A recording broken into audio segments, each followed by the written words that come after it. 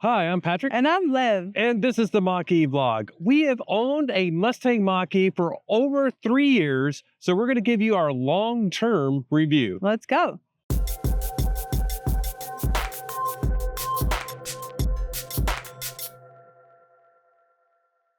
If you followed us, you may know that we actually had a first edition Mustang Mach-E that we got in March 2021.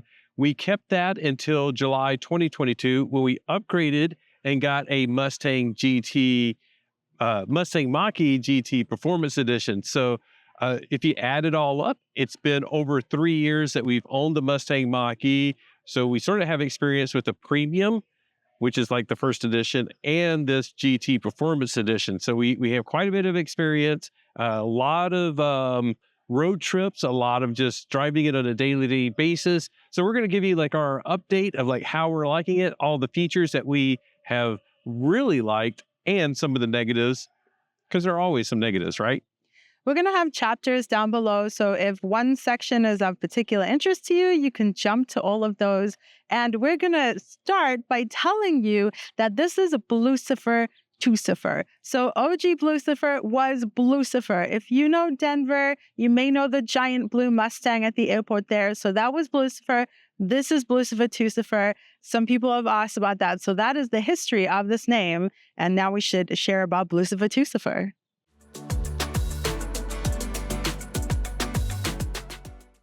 To kick things off a little, we should tell you how we got into the Mustang Mach-E in general. It was at the 2019 Los Angeles Auto Show where they unveiled the Mustang Mach-E, where they unveiled it like 2 days before. 2 days before, but the first like public viewing was at the LA Auto Show. And we weren't on the first day. As like, non-YouTubers, we were not making this content. We just liked it and we wanted to go see it. And that was where they got us. We put down a reservation so that we could climb up on stage and get inside it. And we weren't going to get, Patrick was probably sold on it, but I was like, I wasn't. It was like, didn't need a new car at the time, but by the time it was going to come out, I was like, that may be when we wanted a car. I've always been a Mustang fan. My mom and dad had a Mustang when I was born.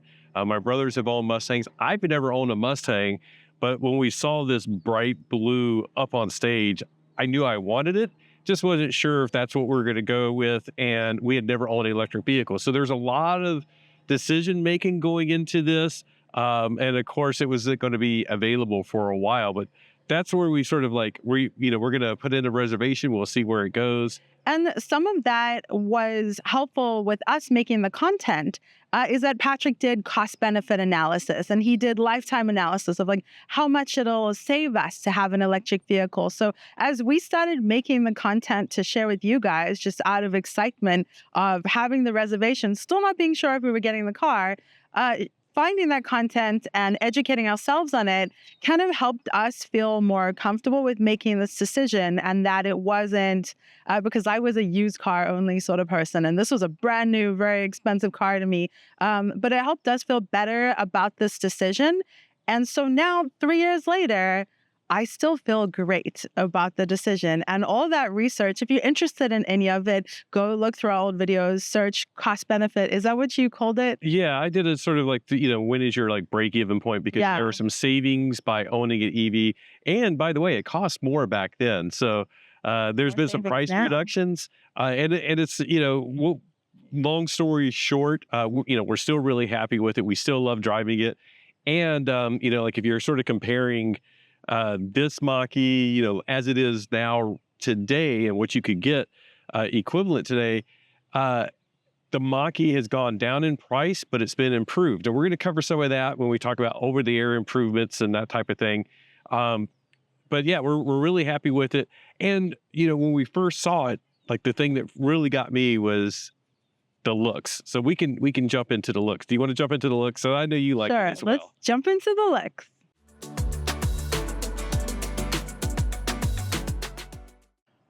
First things first, you may think that we only got this car because it is Grabber Blue. That is not the case. The original Mustang Mach-E that we had on order was Rapid Red.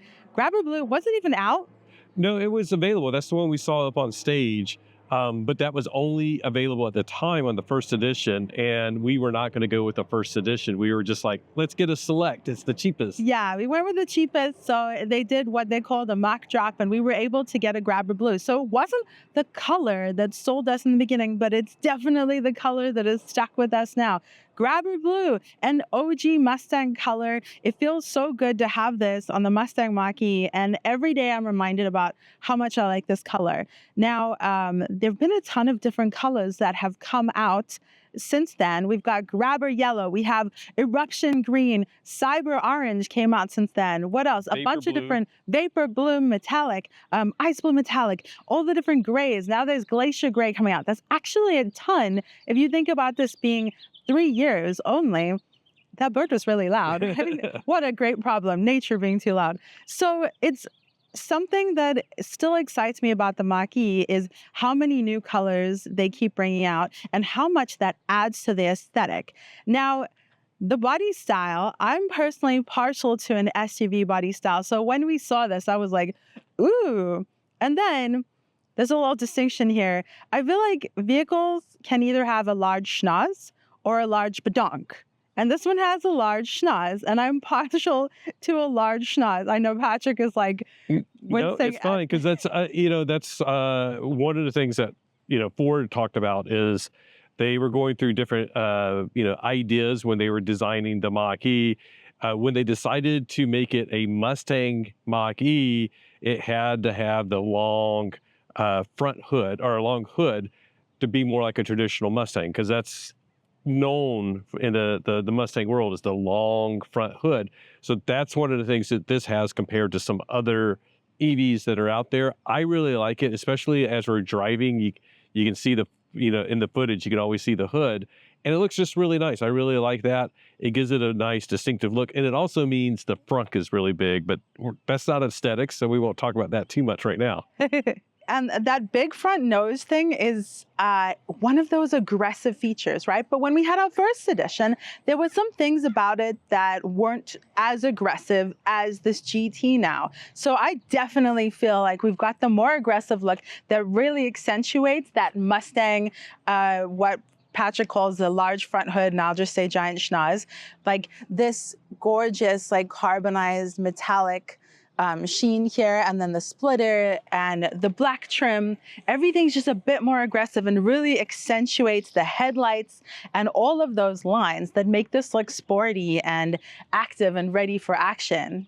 And we will say those are not the factory wheels. We'll get to that. I do like the factory wheels, but we'll get to some of the other modifications. And then, of course, you probably are familiar with Mach-E's now, but it has the rear roof line that swoops down, but you actually still have a decent amount of head space back there. And of course, one of the things that we really love is the tri-bar tail lights. Just like another Mustang looking feature that makes it really nice. And you can see it here as well, the rear like shoulders or haunches that sort of flare out toward the rear wheels just gives it a little bit of that Mustang look. But overall, like, we really like the aesthetics of it combined with the color. It's just like a really sharp looking car. It's still our favorite design of cars in this price range.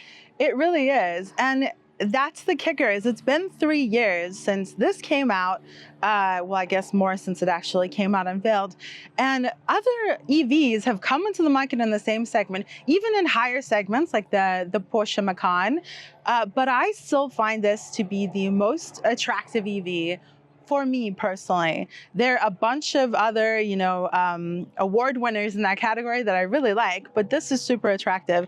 And since we're at the back, one of my favorite features, obviously, is that the tail light, what is it called? It's sequential. Sequential, yeah. So when you're indicating, it's sequential and it goes do do do do do do. It looks super cool. So one thing that we don't have on this 2022, but they will have on future models, is the sequential indicator. No, you're wrong. Ours Really? are sequential, but it's a line. On the 2024, it's going to be like a tri-bar. Yeah, exactly. Yeah. So it'll imitate the same, like, do. Yeah, exactly. Which is cool. It still looks really, really good, but I definitely think it would be fun to have matching front and back.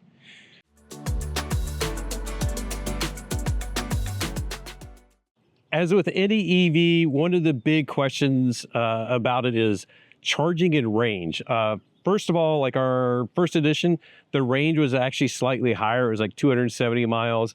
That's actually increased for the like premium extended range Mach-E. It went up to like 277 and 290. It keeps getting better and better. I think for 2024, it's actually increased to 300 miles of range. So that's fantastic to see that they are increasing the range as we go deeper into production. But this is the Mach-E GT Performance Edition. So it actually only has 260 miles of range. And I say only because, and Liv can attest to this, it's more than our bladder. So it's like we're ready to stop after, let's say, about 180 miles. So that's actually fantastic. Now, I know like if you're in very cold weather temperatures and doing trips like that, the range can drop significantly. This one does not have a heat pump. That's well known. But we live here in Southern California, although we did have it a lot in, Colorado, doing some trips when it was like 15 degrees outside, which isn't necessarily as cold as some places that we've seen in northern Canada where they've had like -40, but that's on you if you live there. I'm just teasing. But for us, the range has been fine. We have charging at home. So like we just don't even think about range for the most part. And then when we are thinking about it, it's like we're doing a road trip to Vegas. And what we've sort of found, and we've taken different cars to Vegas, different trims of the Mach-E to Vegas, for example. It's about 300 miles from here. And it means basically we're going to do one charging stop no matter what vehicle we're in. And the only difference is like it may be like a 4 or 5 minute difference in our charging stops. So range is not an issue. It's been great. We're basically to the point to where if you're over a couple hundred miles of range, realistically, it doesn't make much difference. Charging is another thing completely.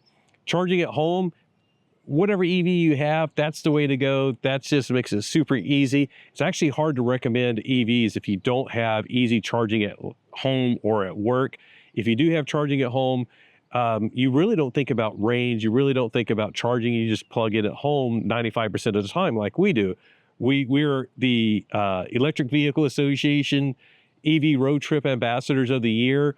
But let's face it, like we have day jobs. We're not just road tripping all over the place. We do 2 or 3 road trips a year. So charging at home is where it's really at. And we do have to say, we do feel very fortunate to be in a situation where we can charge at home. And if you are in a situation where you don't have home charging, feel free to comment or get in touch because we will do our best to see if we can find the charging in your area. And we really hope that it keeps expanding so other people have access, even if they don't have home charging. But charging on the road, when we first got our Mustang Mach-E, we did road trips to Santa Fe, New Mexico, Las Vegas. We did road trips from Denver to San Diego. And it was actually very interesting because like often we would hit charging stops and there would be nobody there. It was very easy. We didn't ever really have any issues. Over the past years when it's started to be sort of more of a problem. We started to see a lot more full chargers, especially in Southern California, Las Vegas. And we started to see more broken chargers. And I think before we may have seen a broken charger, but when it's, just us there and there's a broken charger, but there's like 5 stalls or 4 stalls, did not matter. Now we're getting into a situation where it became a bit more problematic.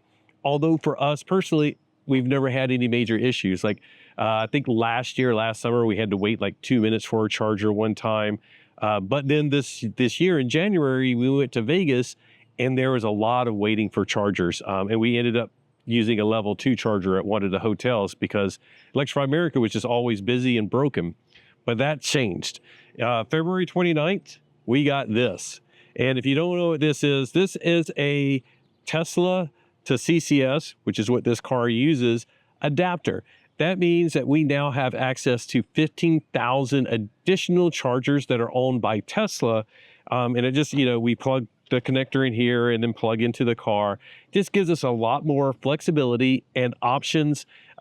Even still around here, there could be some busy Tesla superchargers, but so far it's just opened up the door to a lot more charging options for us. And it's sort of like, I want to go back through all of the comments because I can tell you we've gotten dozens and dozens of comments on our YouTube videos of like, I love the Mach-E, but I would never buy one because you can't use Tesla superchargers. Well, this now allows that. We've also gotten, so many comments of like Tesla superchargers just work and it's just so easy. Well, now we have access. So this is a huge plus right now. At some point in the future, Ford is going to put this actual type of port onto their cars. But that's not going to happen at least until 2025, and it may be like still delayed some, depending on how their product lineup works. So using an adapter is not that big of a deal. We have a lot of videos on how easy it is. You literally just connect it, plug it in. This fits like right in the door, so I can just like carry it right there. And actually, a lot of times I just, when we're not doing a road trip, I'll put everything up in the front. But charging is. It had its like bad point, toward the end of last year, beginning of this year. But now I think we're entering a new era. We're going to have Tesla superchargers. Electrify America is making improvements. There's new stations coming online with EVgo and like Flying J truck stops. So charging is getting better and better, as well as the federal government's introduced what they call NEVI funding. It's basically electric vehicle infrastructure that they're putting along like interstates to make sure that charging just gets better and better. And, a lot of this applies just to the Mach-E because we're one of the first to get access to the Tesla supercharger network, but a lot of manufacturers are getting that. I don't want it to be an exclusive thing. I want everybody to have great access to charging. And right now, I think we have, pretty good opportunities to charge, and it's just getting better. So that's awesome. It is super awesome. All right, let's switcheroo. So what are your thoughts on charging? It's been good, I think. Patrick said it all. It's totally true. Like we had this kind of sweet spot where there weren't that many CCS cars. And as we've expanded and as Electrify America and CCS charging has deteriorated, it's really not gotten great. NACS has been a cool development, and it's going to make a huge difference to a lot of people. But the thing that I think is also really exciting is that this is a huge change and a huge upgrade to our cars to have suddenly 15,300 more.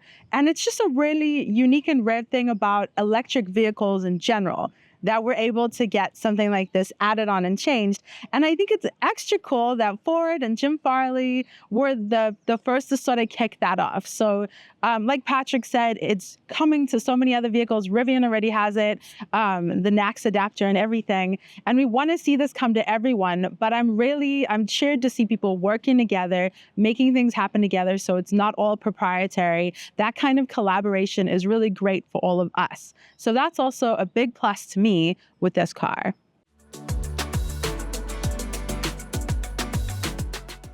This car is pretty stock. We have not done a ton to it, but we have done some mods that we think are pretty essential. And I'm actually leaning on one of them that is protecting the car right now. And that is the PPF, the paint protection film, right? If you watched one of our old videos on Blucifer, OG Blucifer, we actually did the PPF on OG Blucifer ourselves. It's very time consuming. It's quite difficult and you need a lot of patience, but it's definitely a protective factor that I'm glad that we have. And I'm very glad that we were able to pay someone else to do it this time, because I don't know if I could have done it. And I think we may have tried it again, but we were in a hurry because we had a road trip coming up. And we didn't have the right situation. You need a really enclosed space where you're not going to get dust on the vehicle and stuff like that. We just didn't have it. Yeah. So that was one of the things we did. And just so you know, like the PPF stops here, and then basically everything on the front of the car has PPF. So it just makes it easy to clean stuff off. A lot of people will PPF the whole car. We did not do that because what you're really looking at is like, you don't want to get some of the chips and things on the paint. And then the other thing is like, what I really like is like when you're on a road trip and you have like a lot of bugs, you can really scrub those off. And if you do scratch anything, you're scratching the PPF, not your plastic or paint up front. But the rock chips, like that's legit. Multiple of other people's vehicles, we've seen little rock chips because it's got a big schnoz. There are lots of rocks that hit you typically, and they really do do a number. So it's really nice to have. And just disclaimer, it's not going to like protect you from like everything. No. Obviously, some people sort of assume that I had PPF, but I still got a rock chip. Sometimes it will still get through. But one of the other things we do want to talk about are these wheels. These are from Martian Wheels. They are bronze. It's the Martian MW05. They started off selling these for Tesla, but now they've expanded. They're going into like Rivian and Hyundai Ioniq 5. But these were sent to us by Drew from Martian Wheels. Great guy. He basically said, you know, try these out, see what you think. And I love them. They get a lot of attention on the car, and they have other colors as well. So they have like a gunmetal gray and a pure black, I believe. But he sent us the bronze, so we're trying these out. They are forged wheels, which means a couple of things. One, they're very, very strong, and two, they're very, very lightweight. So why that matters on a wheel is like that's unsprung weight. So you can think of like this is sprung. It means when we hit a bump, that's going to go up and down because we have the shock absorbers. This is unsprung because it's basically direct contact with the pavement, and that matters for like performance and handling because if you have a lot of weight and it gets thrown around, it's very hard for the shock absorbers to control it. Because it's a little bit less weight, it's easier for the suspension system to keep the tires planted on the ground. I'm sort of oversimplifying that, but trying to do it quickly. The fact that they're super strong also means like if you hit potholes and things like that, you're less likely to like crack a rim. So that's also a big bonus. The biggest question people ask me is like, am I losing range or gaining range because of these? We've actually lost a bit of range since we switched, but these are also some very sticky, high performance summer tires from Yokohama. So it's very hard to tell like what difference the wheels itself made versus the actual tires. So they look great, help with performance and handling, and they may or may not affect your range. So who knows? Now, just by the way, to jump back to PPF, this is not the only PPF that's on the vehicle. It's all right, Patrick. There's also a company called T-Wraps, right? They're the ones we got it from. Yeah. They make small additive PPF pieces for multiple vehicles that are super simple to put on yourself. And I mean super simple. We have a video doing the install of the screen protector in the car, and it's kind of like the same simplicity of just like... It's very easy because it's smaller areas. We did the B and C pillar. Oh, and we actually have a video on you installing that, don't we? Yes, we sure do. And I also did basically the black areas of the Mach-E that are sensitive to like little small scratches. It just made it nice. This PPF here, just remembered, is also part of that PPF. And by the way, the hardest PPF that we had to do when we did it ourselves was the mirrors. Yeah, like you would not think so, but that was really, really hard. So if you've done it yourself, kudos. Leave a comment down below to let us know that you experienced the torture too. And by the way, T-Wraps does do some additional protection, so you can do like your headlights and the part of the front grille. I don't think they do the full hood, but we'll put links to some of this stuff down below, especially like the Martian wheels, because a lot of people have been asking. Yeah. Now, we haven't made many actual changes to the vehicle, but this one is an actual change, like a physical change, and Patrick is standing in front of it to film that.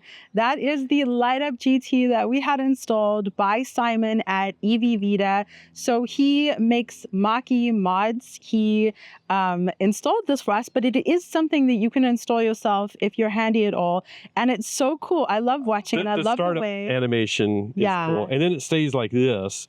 And then when you brake, it goes brighter red. It goes brighter red. And then when you reverse, it goes white. So it's just so cool to have this. It's a cool feature. And it's a really nice upgrade. It is 100% an aesthetic upgrade, really, but it is nice to have an indication that you're braking higher up on the vehicle as well. So you could consider this a safety upgrade as well. Well, the brakes are the same, but it just, mostly it looks cool. I really like the little startup animation. The reverse light being up higher, I think is great because by default it's down here. That one still works, of course, but the brake light, and not the brake light, the reverse light is actually I think, very cool and useful, but it is also optional because that takes a little bit more work to wire that in. If you just want the red that stays on all the time while you're driving, and then the brake light portion, that's super easy to put in.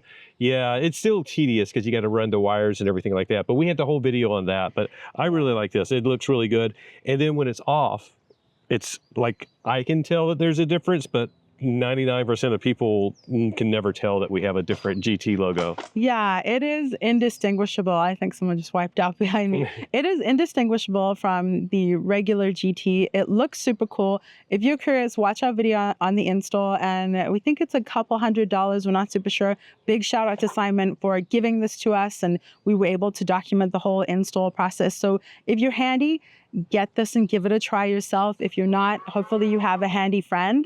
But by the way, we also have a video on another upgrade or another product that Simon does, which is the hands-free liftgate, the kick liftgate. We documented him installing it on a friend of ours here in SoCal, and she really wanted that kick liftgate, and it doesn't come in the 22 and up, right?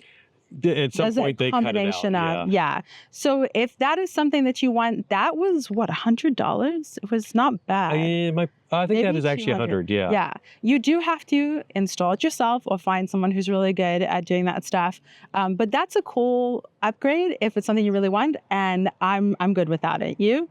I'm good without it. Like, I turned it off because in our old house, like, I had to barely get the Mach-E in, and I was always worried that it would somehow trigger accidentally, which happened to some people. So I'm good without it, but it's an option for you. Yeah. And by the way, EV Vita is super cool. Simon at EV Vita is super cool. And there is a Facebook group, I think it's called Mod Vita. We can put a link. Yeah, we'll put a link. He's super receptive to ideas and input. So if there are things that you want, you can go and like share about it or see if there's someone else who wants it and put in your input. And it's just cool that we have a resource for someone who's getting the stuff made.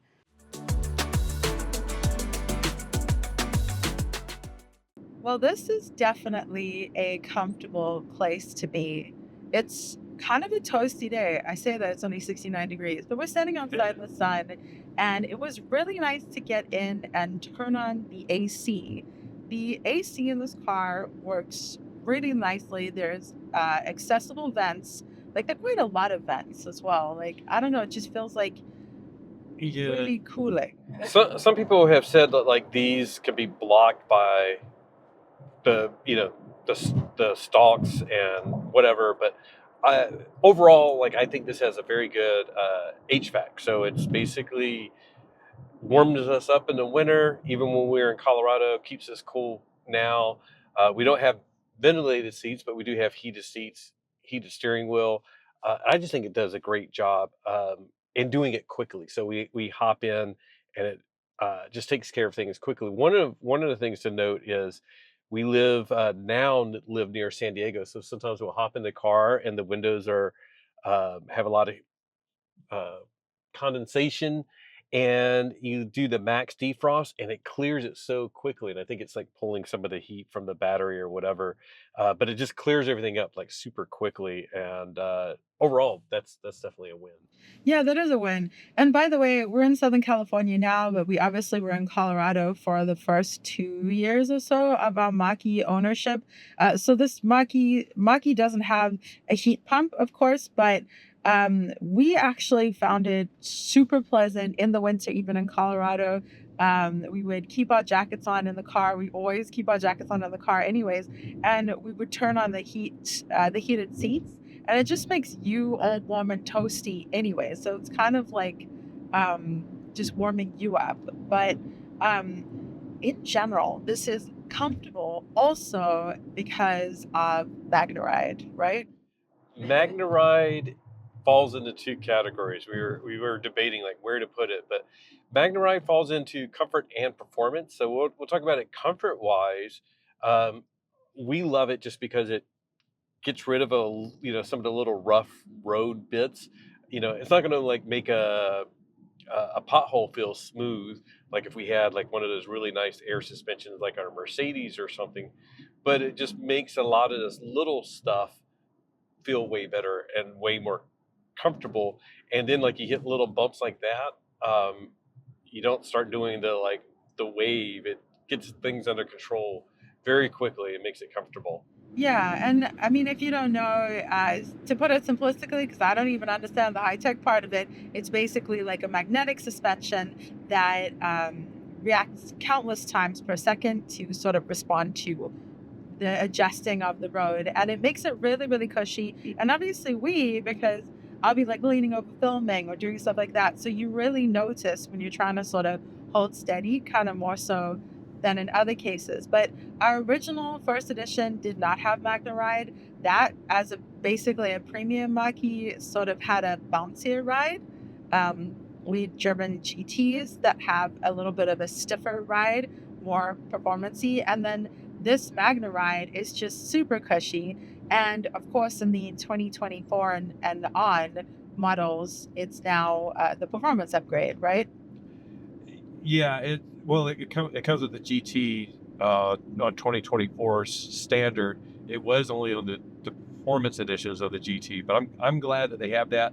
A lot of people wish you could get the Magna Ride with the premium Mach-E, but you can't. So if you are interested to a really nice ride, but I do think comparing the Mach-E premium / first edition / select ride to a lot of other EVs that we've tested in the same price range, I think the Mach-E ride is pretty darn nice. So I really like it.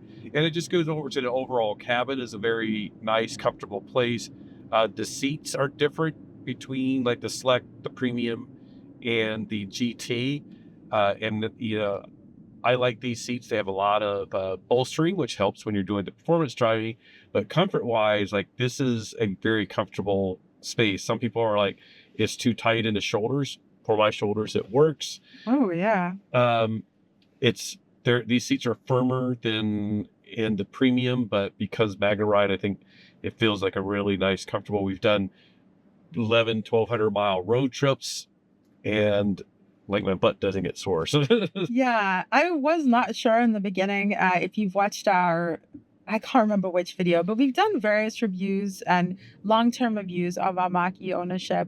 And so I wasn't sure about the seating and how I would like the seats and the difference originally, but I really enjoy it. And I enjoy the extra side bolstering because of the extra performance as well. So like Patrick will love to do a little bit of spirited driving, and it feels really good to be sort of cushioned and held in place by the seating. And I think that if we had the performance aspects of the GT Performance Edition with our premium seats, then I'd probably be just sliding around back and forth, like slamming at the door.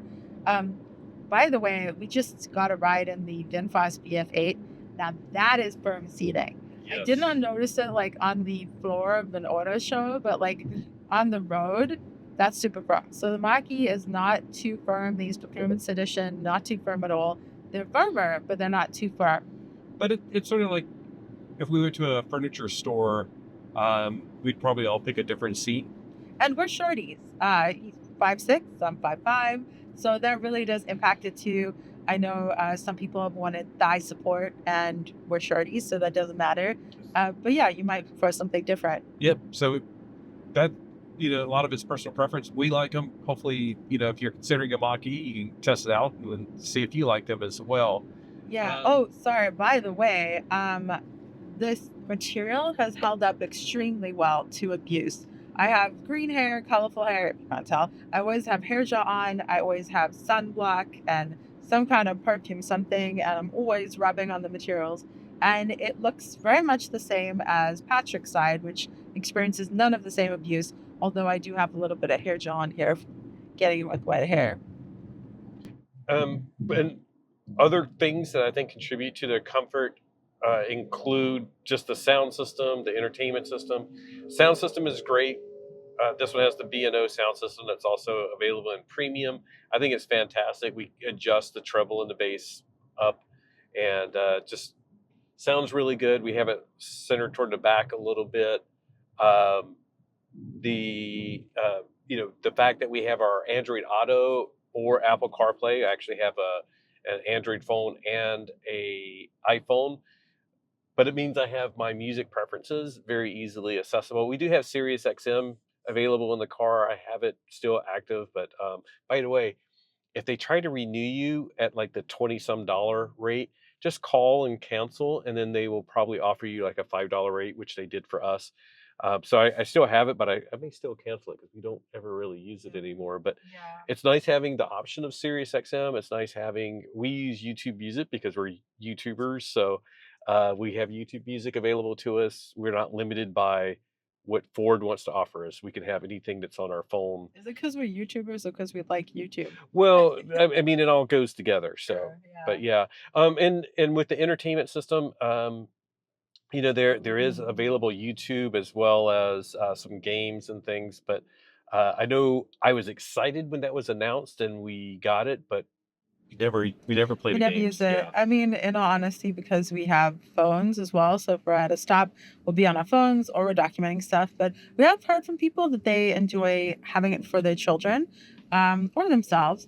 But this screen and this entire cabin, something that I really enjoy about it is that it's not totally driver focused. We've tested out a lot of different EVs and a lot of vehicles, and some of them are very driver focused in that the multimedia display or infotainment is quite tilted towards the driver. So a lot about this cabin is it's sort of equal, and the main screen being equidistant between the two of us, each of us getting our own cup holders.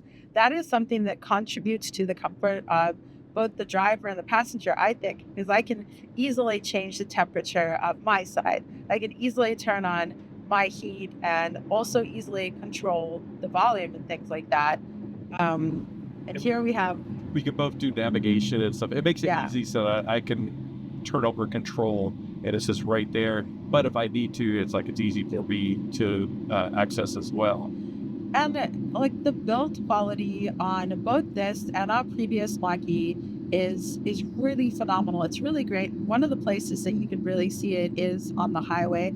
I'm sure that you can hear the sound now as we are experiencing road noise and stuff. But like, I'm used to it now, but it really does create a good quiet cabin so that we can have a conversation, so we can listen to the music that we like and kind of just enjoy the vibe. Yeah, it's definitely quiet in here compared to some of the other EVs that we tested. I think it's actually noisier in here now with those stickier summer tires. It is actually. But overall, it feels like just a very quiet place to be, and it's very notable when we switch from one EV tuning to the next and go on some of these same range. And so let me just tell you, I don't think it's as quiet as like an EQS from Mercedes. The Lightning is really quiet. We were just at one last week, but this is right up there. I think it's a good place to be. Comfortable, quiet, good sound system. So that's one of my favorite things. Like we test these other EVs, and then it's time to hop back in the Mach-E, and I'm like, it's always good. Yeah, feels like home. Which is, I heard somebody talk about we spend so much time in our cars now. We want a comfortable seat. We want a good stereo. So it makes sense. And that's what we get here. Truly. And I feel like now is the perfect opportunity to transition to our next section.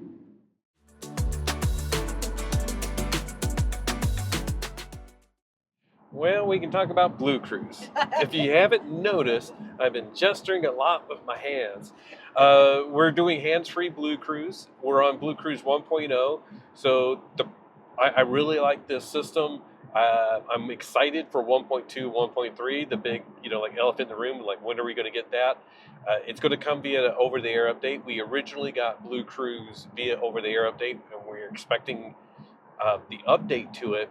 With the update, it'll do automated lane changes and do some other nicer features. It will disengage less. But right now, this is great. We go for miles and miles without ever having to touch the steering wheel. And we've tested it against other systems from other manufacturers, Lexus, GM, etc. And are you adding mics? Are you going to double record?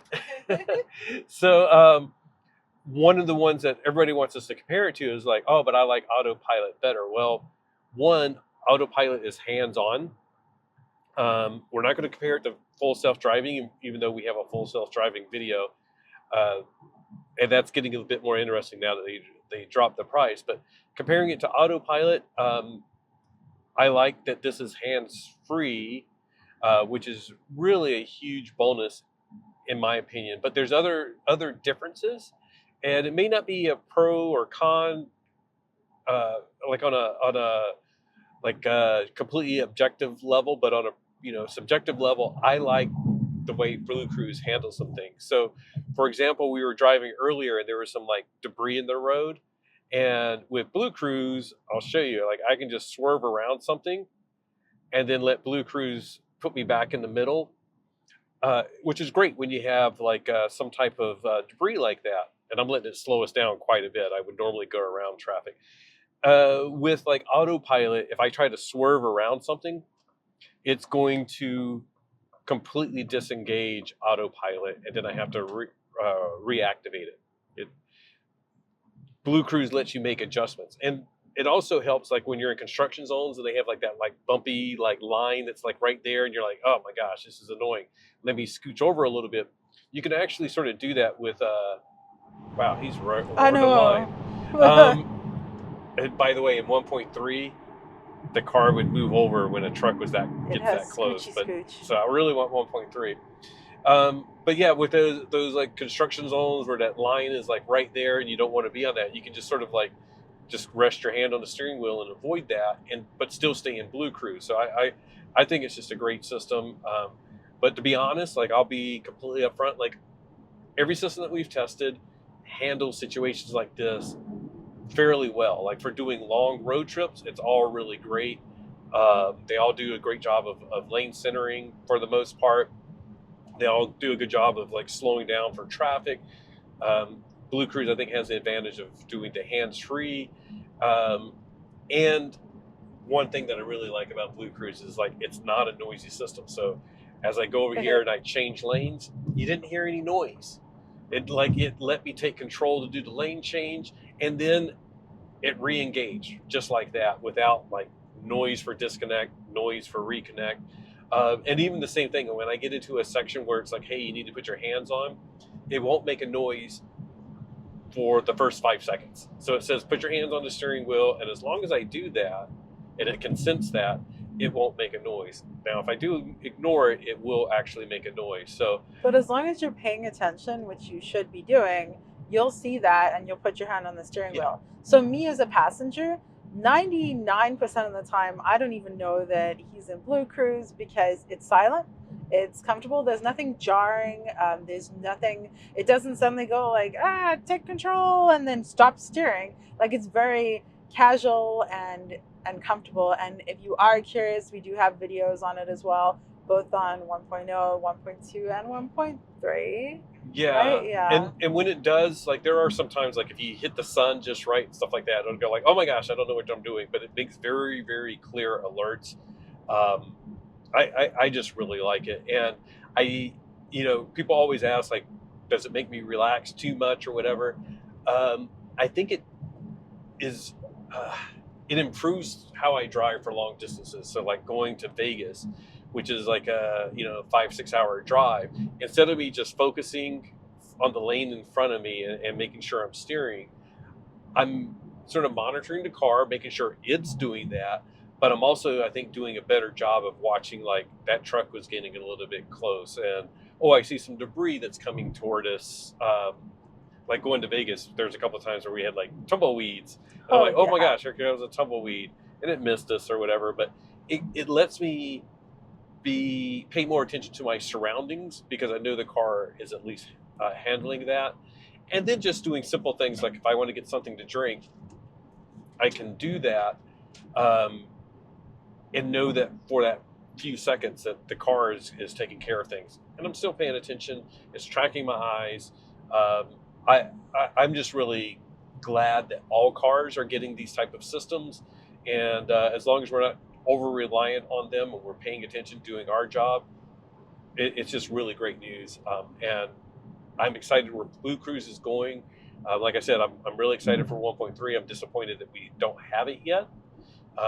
We keep waiting to hear. We thought it might be rolling out by the end of last year. It did not happen, and now we're all the way to April. We still haven't gotten it. So frustrating, but at the same time, my brother brought this up. It was like everybody was like, "Oh my gosh, 1.0 BlueCruise, it's fantastic, I love it." But then as soon as we heard there's 1.3, it's like, "Oh my gosh, BlueCruise 1.0 is horrible." Well, that was the problem, really, I think, is that they dangled it, or they tantalized people with this exciting new thing, and then they weren't ready. So we want them to be ready when they release this update, because it's all about safety, right? It's ADAS. It's all about our safety. But the fact that they sort of, dangled it a little, I think has made people frustrated, understandably. Also, they raised the price to $800 a year instead of $600 for 3 years. Is that it? That's a big deal. It's pretty significant. And we have traffic coming up, so we're going to see how BlueCruise is going to handle this. I didn't mean to find traffic, but we found traffic. Ta-da. And I actually did lower my adjusted speed a little bit, but I haven't touched the brake pedal at all. Haven't touched the steering wheel other than adjust the speed down a bit. But this is like where it really shines and really helps, because I know that it's doing its job, and it's not going to let me run into the back of that guy. So sometimes, and we have found this with every single ADAS system, like you can see somebody braking way ahead, and I would probably disengage the cruise control. It'll wait until it's like, oh, we have to brake. So, but every single driver's assistance, whether it's autopilot or Lexus or Super Cruise, they all can sometimes wait a bit too long. And then they all struggle with stuff like this, where that traffic is merging. And just as a common, it said watch the road because my hand was in front. As a common courtesy, like I would make sure I leave a gap, and sometimes it doesn't know, like, hey, I should probably be nice and leave a gap. But I think it handled this really well. And in that wide merge lane, we're doing like 14 miles an hour. It's doing all of that stuff. So really cool. And I think we have videos with other vehicles like the Lexus RZ450E in traffic, I think, as well. Or maybe it was the Bolt. So traffic is obviously a little bit of a different situation. Like you're using your cruise control, so to speak, for longer driving periods where you can just sort of engage and go, and traffic is completely different to that. So it's always interesting to see how vehicles respond. Like even there, like I feel a little freaked out just because I see the brake lights of other people, and but it's going great. And now you don't need to get BlueCruise to enjoy or utilize a whole chunk of the ADAS for this vehicle. Yeah, you can do without. Just do the hands-on version. And I was going to get off on this exit if I can, because like we don't need to sit in traffic. We may have to just go to the next one, I guess. Oh no, there we go. So we're just going to go turn around and go back the other direction. So because I think there's more traffic that way. Yeah, there's still the intelligent cruise control, Copilot 360 stuff. So there is that option. Oh, this one doesn't let me just make a U-turn. Oh. I have to go down a little bit. It'll be all right. So there are options if you don't want to pay that amount of money. I haven't seen exactly like what the official difference would be. But as much as we use it, we'll be subscribing to BlueCruise. Don't tell Ford. Yeah, and if they could lower the price. We want to negotiate and get the price lower. Threaten cancellation. Oh, I can actually make a U-turn here. So we'll do that and get right back on the freeway. And maybe we can move to the next section, performance. Perfect.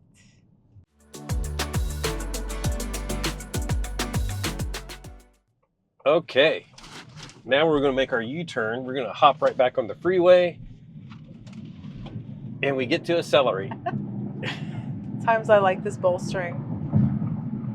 So that was like a perfect, that's about as much, 0 to 60, whatever, that we can normally do because there's so much traffic and stuff around us. I mean, I guess I could really fly on this on-ramp, but then I'd be breaking the law, and we don't want to do that, right? I love the performance of the GT Performance Edition. the premium / first editions, even the Select. I just drove my brother's rear-wheel drive Select, which is technically like the slowest Mach-E you can get. They're all peppy. They're all electric vehicles. They're all really fantastically fun. But I do have to admit the GT Performance Edition has some really good get up and go. This one is rated 0 to 60 in 3.5 seconds, which I think is fantastic. The 2024 GT is even quicker at 3.3 0 to 60, and it does a quarter mile in 11.8 seconds, which is better than this one by a decent clip. And the reason for that is on this one we have like at about 5 seconds, the acceleration, the amount of power gets like reduced. Like you'll still accelerate, but you're just not going to accelerate quite as quickly. It's limited. And a lot of people, that's been like a big frustration point for them. And it is for me, but only for like bragging rights, because a lot of people will bring that up. But really, in reality, like it never makes a difference, or I won't say never, but 99% of the time, I think it's only been like a couple of times where I've been like, oh, I can feel the limitation. And the reason is like 0 to 60 in 3.5 seconds. Give it another second and a half, and you're probably doing about 80. There's very few roads where the speed limit is even 80. I know going through Utah. So anyways, for the most part, you're not doing a lot of that much acceleration. And you don't race or take on the track. It's like, it sounds like, you buy a GT Performance Edition, the reality is like, I'm not doing I've never taken it to the track. I'll never take it to the track. But if you're that type, then you're going to be like worried about every minutia detail of the performance. I think it just makes it so that we get to have a lot of fun, and it's definitely great for that. As are most EVs. Like we've driven EV6, EV6 GT, Ioniq 5. They're all Lightning. Pretty fast. Like, Yeah, if we're going performance, you have to. It's so funny to say that, but I think that thing's pretty crazy. The Lightning is so cool and crazy, but this is not about the Lightning. No. Watch our other videos of the Lightning. But yeah, the GT. If you want to have fun, you want to do all of that. We just did a thrill ride in a Mach-E GT Performance Edition at Charlotte Motor Speedway. We also got to ride in Mach-E 1400. But the GT Performance Edition, like watching like professionals throw it around on a closed course is like, wow. Like I would love to do that, but at the same time, it's like they don't have to worry about replacing tires and all of that other stuff. And I think they went through 6 sets of tires that day. Is that right? On the GTs or the Mach-E? Mach-E 1400 went through a lot of tires. Okay, yeah. I mean, it's a whole ton. It's more than we would want to go through. Yeah. But so like I wouldn't do it because Liv wouldn't ride in the car with me if I did that all the time. Well, so, where would we drive like that? You're that not was going like, to, yeah. Maybe an abandoned parking lot or something. But yeah, I definitely wouldn't want to do that with my car. I always joke, you see a lot of people reviewing performance cars that are YouTubers or whatever, and you see them talking about like, my God, this thing is so cool. And then like you can look out the front window and you see they're like behind a minivan on a mountain road. You're like, are you really going all that fast? He's also saying that from personal experience, because when we used to like go for a drive in Colorado in the mountains, it's like, yay! And then everyone else is doing the same because it's a weekend and we're all going to the mountains. And there are some people that know where to find the roads and the time of day to find the roads, and they have a lot of fun. But anyways, performance is great. I love it. I love it so much. And then with the GT Performance Edition, and now in the 2024s on all GTs, the Magna Ride that we talked about adds a lot of comfort. Yeah. Also means like the stability of the car is just fantastic. So I talked about how it smooths out like a lot of those little imperfections in the pavement.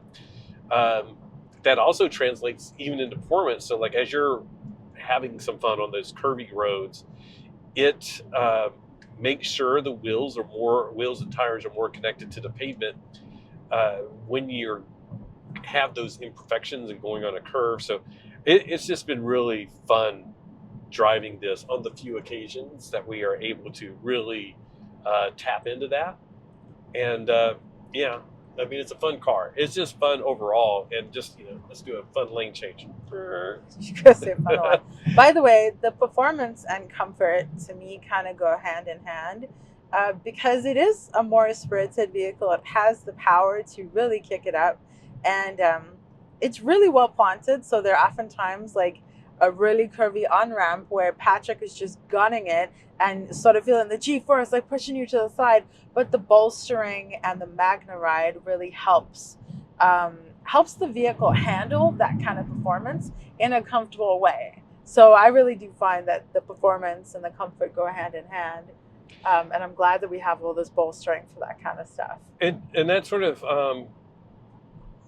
when you put it that way, I have to agree, and I think that's one of the things that you can go for sheer performance. Like, I think my WRX that I had was more like performance. It didn't have a lot of nice features. It was rough. It was noisy. It rattled. Oh, it was so rough. But it was like performance. And really, like, at my age, I'm like, I like performance, but I'm like, I'm really just, like zipping around on an on-ramp or something like that. I still want my comfort as well. And the same car that I'm going to go have fun in the canyons is the same car I'm going to take on a 1,100 mile road trip. So I like the balance that the Mach-E has, handling both. So it's been really fantastic. That's actually a good point too, because I've never had multiple cars. I don't think you've ever had multiple cars, really. We're kind of like one car people, so find the one thing that suits your life in the most complete way possible, but it may not be the most amazing thing for everything. In our case, the Mach-E is super fantastic for everything we need, but some people might be in a situation to have multiple cars, so you might have a performance car for the weekend, right, and then a daily driver. But this really fits the.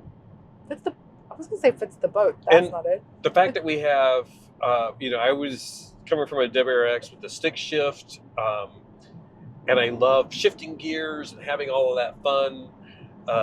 It wasn't a V8. We just rode in a dark horse again at Charlotte Motor Speedway. It didn't have that. It doesn't have that noise or whatever. But what I find is like, it's really nice. We have one pedal driving on most of the time, which means that, on a lot of occasions, I never even have to touch the brake pedal. But even if I do, it's, not 3 pedals.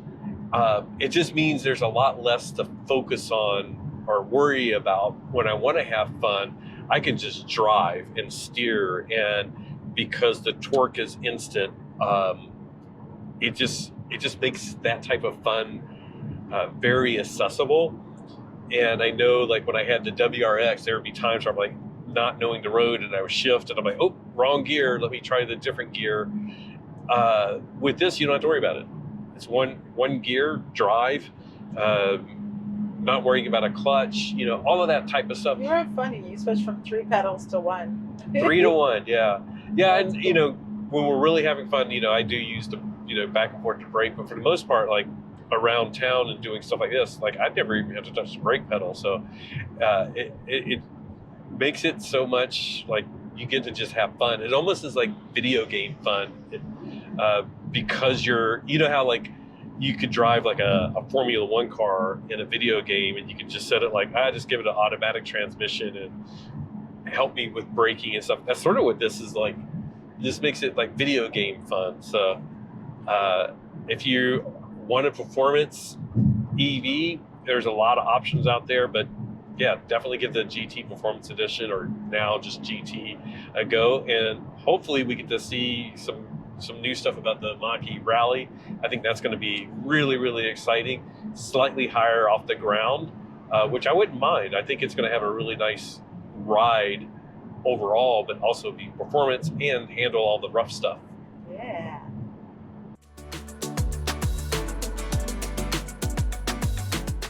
Now we want to talk about how this car has gotten better since we first got our 2021 First Edition.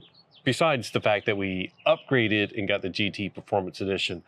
Over that time, We have gotten over-the-air updates, and I've expressed a couple of times like I'm frustrated that we don't have the BlueCruise 1.3 update, but I do want to acknowledge the fact that we have gotten updates that have made the Mach-E better. So the charging curve got better. It used to like get really slow after it reached 80% state of charge when we were DC fast charging. That's gotten better. We've gotten updates that allow Apple Maps to do EV routing with the car, like in real time, and have current status of the battery. We've gotten updates to the interface of the Mach-E so that it just looks better. We've gotten games. What else have we gotten? We've gotten NACS. Oh, and BlueCruise 1.0. Oh, I'm just talking about over-the-air updates. Well, but actually, the Tesla, that's right. the supercharger update, the ability to get access to the superchargers was an over-the-air update for us. If you have a Mach-E or a Lightning, it'll be an over-the-air update for you. And that's really, really cool. That is such a big thing. It's like, it's not just, let's change this icon. It's like access to this whole network. Over-the-air update, while you're sleeping or whatever. Yeah, it's really cool. Actually, there's a pending update right now, and it's sort of a minor one, but it just shows you like they are doing a lot of little updates. But like right now, if you have phone as a key and you approach the driver's door, it will unlock very easily. But like if I go to the back door, it doesn't want to unlock because they treated sensors differently or whatever. So they're going to update it. So like if I walk to the back door, it'll open better using phone as a key. So little tweaks are just sometimes just as important as bigger tweaks. And the fact that we get over-the-air updates is so huge because it's like we go to work every day and we get better at our jobs, right? You don't expect your car to get better, but as Mach-E's are out on the road, as Ford is developing things, our car does get better and we get all the benefit of that, which is so cool. This is the thing, Tesla is big on doing over-the-air updates. This is coming to like other vehicles as well, doing over-the-air updates. And we're used to it like with our phones and stuff. So it's really cool to see like cars actually getting better. Another really big update, not specifically for us, but like if you are looking for a Mustang Mach-E, the prices have come down. So like this car, brand new off the lot, the MSRP was right around $72,000. I believe, I forget what the numbers are now, but I think it's like about 10,000 less that we can get it. I think you can actually get it for like 59, which is what we paid for our first edition. But you can get it for 59. You have to add in BlueCruise for $2,100, so then it gets it back up to like 62. But overall, I mean, basically it's gotten a lot cheaper. Now it's lost like the tax credit, but Ford is also doing a lot of really good deals, especially on like the 2023s that are still around. But even on the 2024s, there's some like great financing deals. If you lease it, you can get the tax credit rolled into your leasing deal. So there's some really good deals on Mach-E's, and now like a select Mach-E starts at under 40,000, which is really fantastic. And if you roll into some of the good deals on it, I think it's still competitive and is a good option. So on the downside, of course, the fact that our car can now be bought for cheaper brand new means the depreciation is up there a little bit higher, but that sort of comes with the territory with some of this new technology. But if you're looking at this review and thinking like, oh, I want to buy a Mach-E, now's a great time to do that. And I'm excited for you because this was a car that we wanted to buy when it was $70,000 and the market was really unique at that time, so we were able to do it. But it's been a wonderful purchase for us. It's very quiet, unlike some other cars. I knew you were going to roll that in there. But I'm excited for you because we want more people to have access to this. And we want more people to have access to EVs, whatever the right EV is for you. And if the Mach-E is the right EV for you, then now you may have greater access if you hadn't financially had access before. So I think that's specifically super with awesome. Used ones as well. There's some really great used deals out there. You may see quite a few. Apparently the Mach-E is very popular in the used market as well.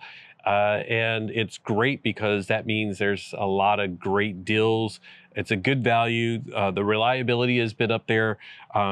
there are some early Mach-E's that had to have like, not the windshield replaced, but it had to be resealed, the roof resealed for the glass roof. So there were some earlier recalls, a lot of Mach-E's. Ours was like built the first week after the recall was necessary. So it was like May 2022. Anything built newer than that has a new high voltage battery junction box part. Anything prior to that, there was an issue. It was a big deal. It was like all over the forums. You'll see a lot of people referencing this. But they've initiated a recall. A lot of people are still getting those done because it takes a while to get all the parts available and to get it scheduled. But don't worry about it. Like, because you get that new part, you should be good to go. Check your VIN. If you're looking at a new Mustang Mach-E or a used Mustang Mach-E, you can check the VIN to see if there's an open recall on it. It may have already had it done, so that would be fantastic news for you.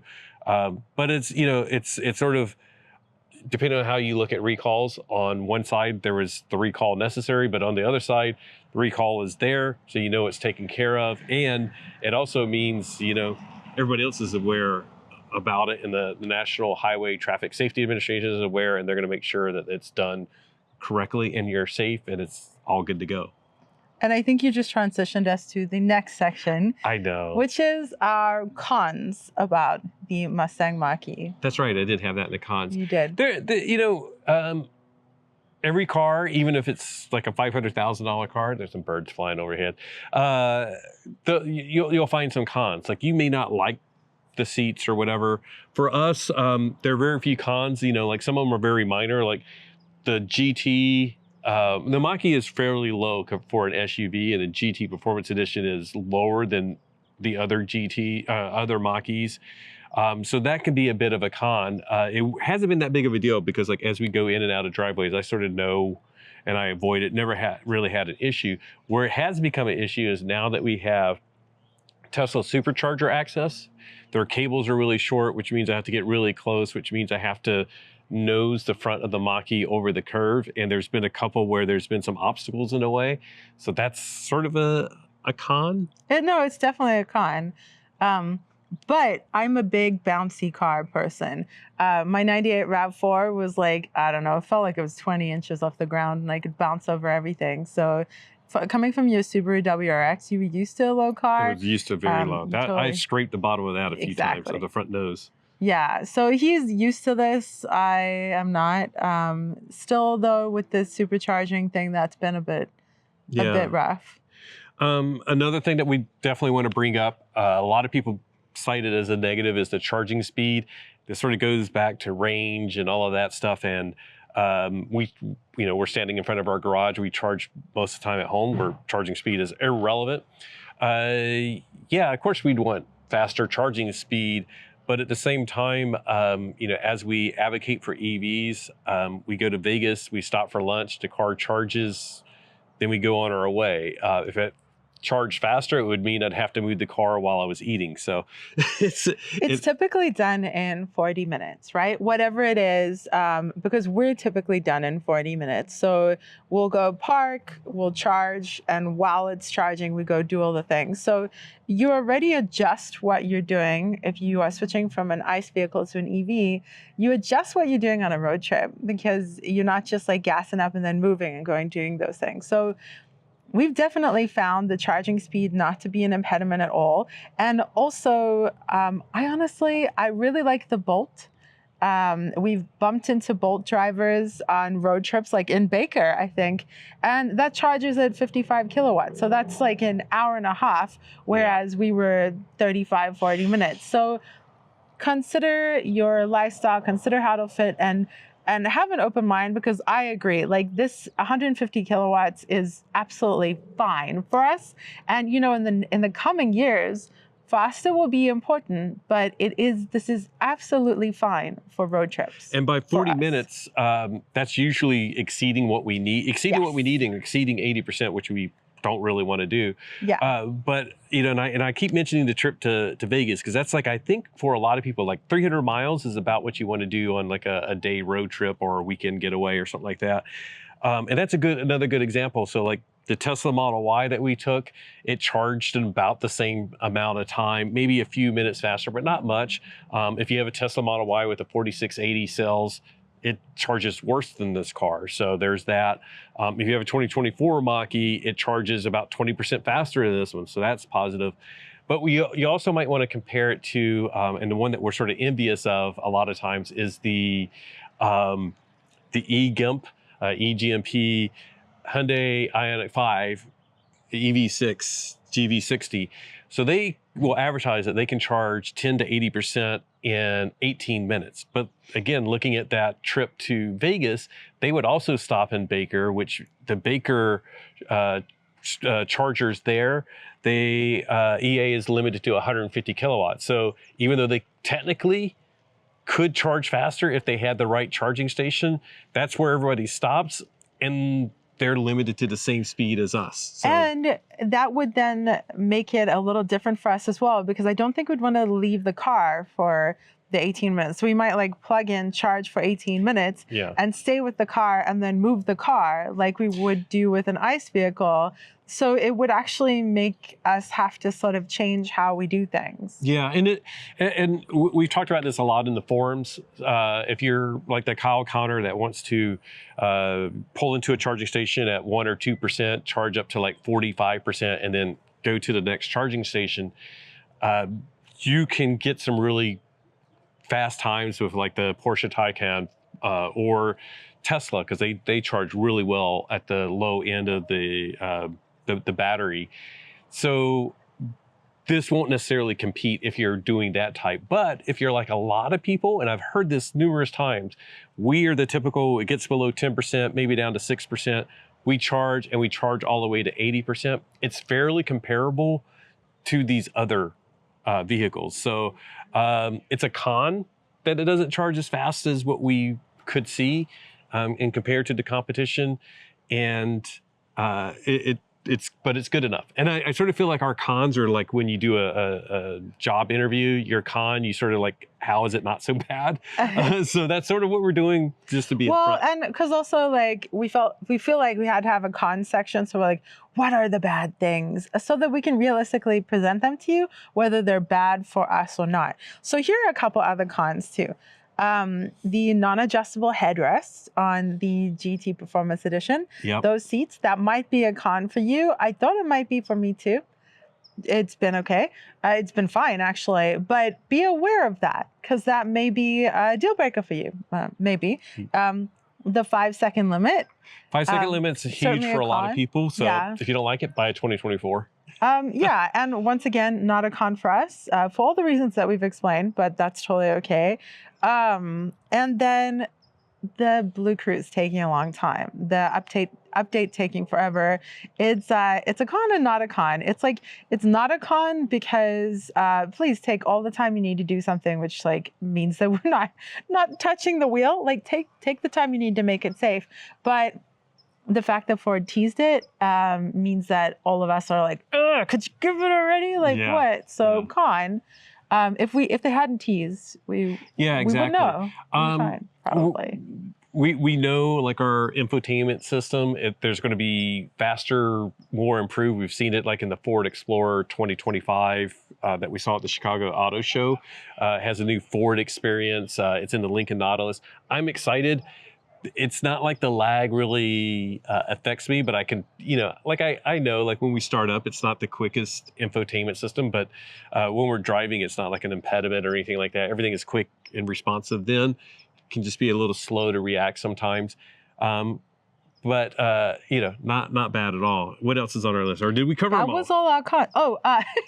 Okay.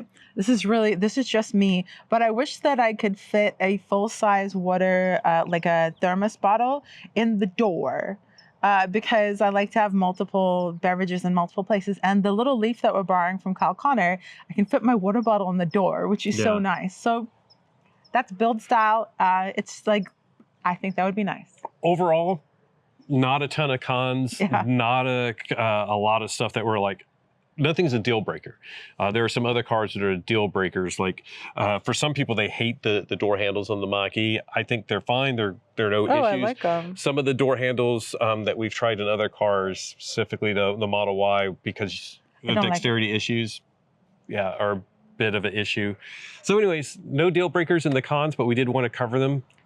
There are things that we want to acknowledge that could be problematic. If you want to, BlueCruise 1.3 very quickly, it'd be frustrating. And before we move on to the next section, if there's something that is a con for you, let us know, because we like to be aware of your feelings. We know that we're in this rare opportunity to somewhat represent the community, or any of you who share the community with us. Mode. So, there's no pet mode. And we brought that up directly with Jim Farley. And you guys have brought that up with us. Yeah, and we told Jim Farley, so let's get pet mode. And he, of course, never made a promise or anything like that, but it's like, oh, that makes total sense. Yeah. Well, let's get that, but let's go BlueCruise 1.3 first. Yes, please. Should we go into the next section? Yeah, what's next?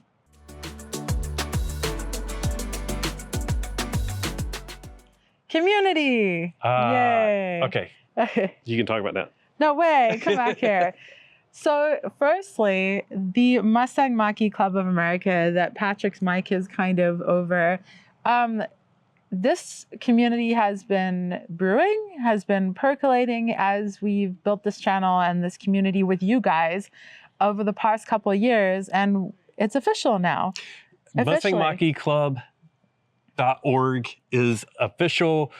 We are bringing up some chapters now. We have a very strong presence here in Southern California. We know that there's people in Dallas, Fort Worth, Central Florida, Colorado group. Great. So we're really excited that we're going to have chapters all throughout the U.S. where hopefully ourselves can visit some of these other chapters. But we encourage you, let's get involved. We will help you host your own chapter. Some of them are just doing Facebook groups online. We really want to do some Mach-E meetups throughout the country. We've done a few out here. Our last one was we joined up with SoCal EVs, and they hosted this big event, and we tagged on to them. We had 35 plus Mach-Es, and it was a bad weather day here in Southern California, but it's still great. And we have that video if you want to watch it.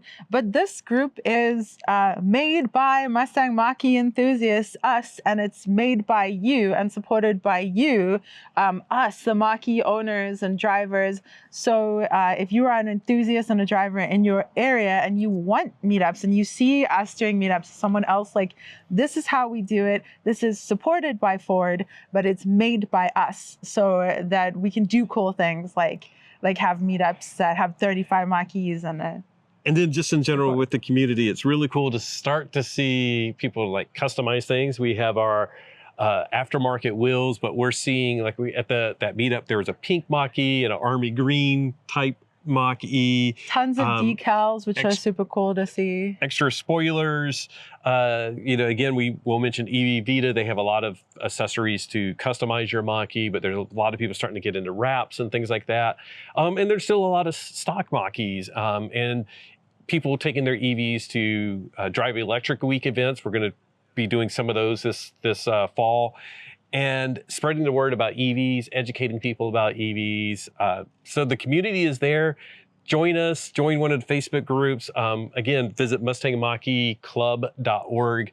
We'll have all the information there. Shoot us an email if you want to start a chapter in your area.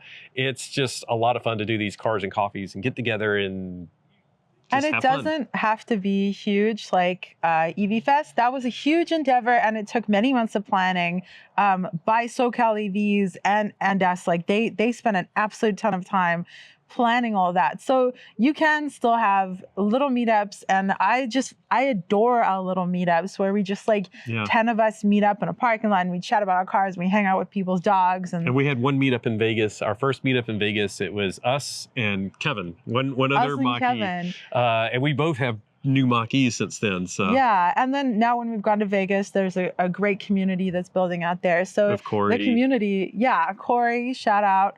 Super awesome Mach-E enthusiast and salesperson. Yes, he works at the Ford Lincoln dealer there. Yeah, so the community has been absolutely epic. and it's been growing, and I love it. It's going to get better because you're going to join right now. And you have joined it, because if you're watching this video, then you're supporting this community. If you like it, like it. If you don't like this video, you can dislike it. That's fine. I know you hate it when I say that. But if you really like it, subscribe. That would be great too. And it's super cool building this with you guys, and can't wait to see where it goes. Yep. On that note, the sun is setting. The sun is setting on this video. But thank you so much for joining us for this video in which we told you all about our 3 years of Mustang Mach-E ownership. It's been super fantastic, hasn't it? It's been fantastic. If we had to buy it all over again, 100%. I would definitely buy it all over again, and Same for color. less money. Less money, same color, same trim. Although Grabber yellow and also eruption green. I don't know. And the rally. I'm excited by the rally. I want to try the rally. You'll have to let us know if you don't have a Mach-E, which one would you want down below. Also, if you do have one, just let us know what color, what trim, and what name you have for it, because we like that. Yeah. I love seeing all the different color Mach-Es. But yeah, we definitely would buy it all over again. It's still, like I said earlier, we test out other EVs. We review a lot of other EVs. We've reviewed some hybrids. We won't go there.